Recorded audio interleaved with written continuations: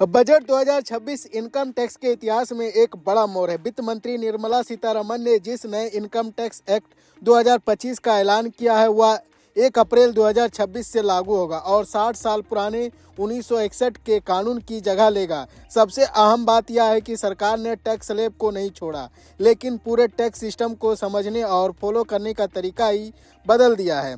नया income tax act पहले के मुकाबले काफ़ी सरल भाषा में लिखा गया है। जटिल कानूनी शब्दों, अस्पष्ट नियमों और उलझने वाली परिभाषाओं को हटाया गया है। सेक्शन और टैक्स की मात्रा लगभग 50% तक कम कर दी गई है ताकि आम टैक्स पेयर भी कानून को आसानी से समझ सके।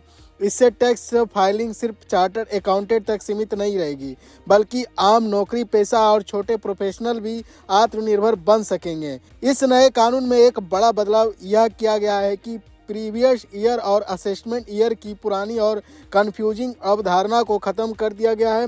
अब सिर्फ एक ही टर्म होगी, टैक्स ईयर। इससे सबसे ज़्यादा फायदा नए टैक्स पेयर और सैलरी क्लास को होगा, जिन्होंने अब साल और असेसमेंट को लेकर कंफ्यूजन नहीं रहेगा। सरकार ने ITR लेट फाइल करने वालों को भी बड़ी राहत दी है।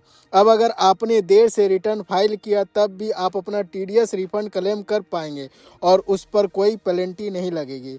यह उन लाखों लोगों के लिए राहत की खबर है जिनका पैसा सिर्फ डेडलाइन मिस होने की वजह से अटक जाता था। छोटे टैक्स पेयर, खासकर स्टूडेंट, टेक प्रोफेशनल और जॉब के चलते विदेश चले गए NRIs के लिए 6 महीने की फॉरेन असेट डिस्क्लोजर स्कीम लाई गई है। अगर किसी ने अनजाने में विदेशी इनकम या असेट की जानकारी नहीं दी तो वह वॉलंटरी डिस्क्लोजर के जरिए उसे रेगुलर कर सकता है बिना भारी जुर्माने या सख्त सजा के। इससे ईमानदार टैक्स कंप्लायंस को बढ़ावा मिलेगा। बजट 2026 में कॉर्पोरेट सेक्टर से जुड़ा एक अहम फैसला लिया गया। मिनिमम अल्टरनेट टैक्स यानी MAT की दर 15% से घटाकर 14% कर दी गई। हालांकि 1 अप्रैल 2026 से MAT को फाइनल टैक्स माना जाएगा और इसका क्रेडिट आगे के सालों में नहीं मिलेगा। यह बदलाव कंपनियों को पहले से ज़्यादा स्पष्ट देगा। लिटिगेशन कम करने के लिए दिशा में भी बड़ा कदम उठाया गया है। अब अपील के दौरान पहली अपीलेट अथॉरिटी के सामने प्लेंटी अमाउंट पर कोई ब्याज नहीं लगेगा, चाहे अपील का फैसला कुछ भी हो।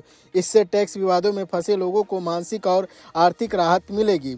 इसके अलावा नोटिफाइड कोऑपरेटिव सोसाइटीज़ को 31 जनवरी 2026 तक किए गए निवेश को मिलने वाले डिविडेंड इनकम पर 3 साल की टैक्स छूट दी गई। साथ ही बजट में हेल्थ केयर इंफ्रास्ट्रक्चर को मजबूत करने और इकोलॉजिकल सस्टेनेबल माउंटेन ट्रेवल्स जैसे विकास कार्यों का भी ऐलान किया गया। नया इनकम टैक्स एक्ट सिस्टम को ज़्यादा पारदर्शी, आसान और कंप्लायंस क्रेडिट बनाने की कोशिश है। मिडिल क्लास, युवा, नौकरी पेशा और छोटे टैक्स पेयर के लिए एक बजट राहत लेकर आया है। अगर यह सही तरीके से लागू होता है तो आने वाले सालों में टैक्स भरना न सिर्फ आसान होगा बल्कि डर और उलझन से भी आज़ादी मिलेगी।